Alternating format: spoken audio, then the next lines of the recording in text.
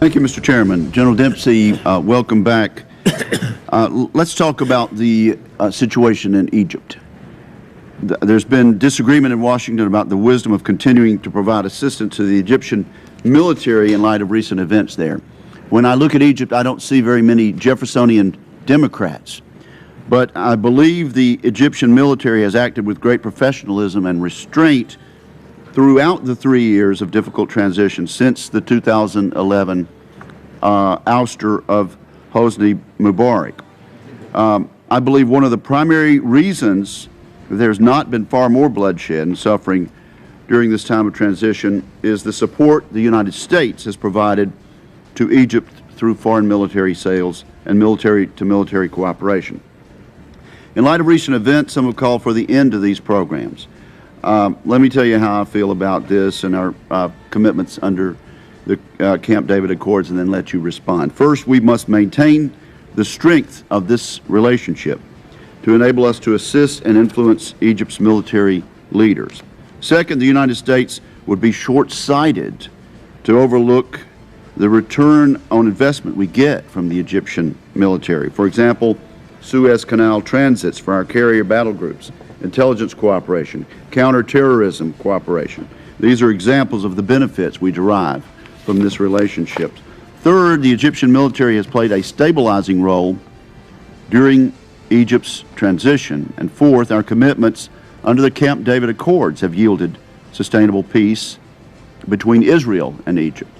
We must acknowledge Israeli Prime Minister Netanyahu's statement this weekend on Face the Nation that the Camp David Accords have been, quote, the cornerstone of peace between us and our neighbors, and it's also been the cornerstone of stability in the Middle East, unquote. General Dempsey, do you agree with me regarding the importance of military-to-military relationships as enablers of U.S. foreign policy? I do, Senator. And do you agree with me that we should continue to maintain and foster the strength of U.S.-Egyptian military relationship? I do. If our government decides that they have to take some action based on existing legal frameworks and restrictions, I would recommend that we find a way to restore those as quickly as possible, even if it meant conditioning them some way. But I very strongly believe we have to maintain our contact with the Egyptian armed forces.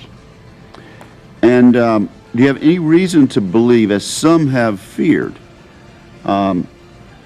and as some fear now, that weapons and equipment that we provide to the Egyptians, or that we have provided in the past, have been used or will be used or would be used in ways that might eventually endanger the United States military or civilian personnel or United States interests? There's no indication at this point, Senator, that that would be a concern.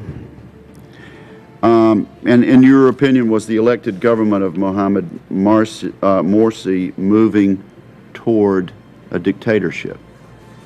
If I could, I'd like to use this opportunity to express my conversations with my counterpart. I can tell you they very strongly believe that. Okay, well, let me just ask you then, before I move on to another topic. I made some pretty emphatic statements.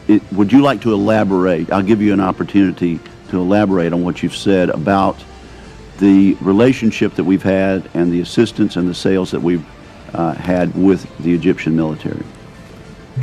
Thank you. It goes, my own personal experience with it goes back to when I commanded CENTCOM in 2008.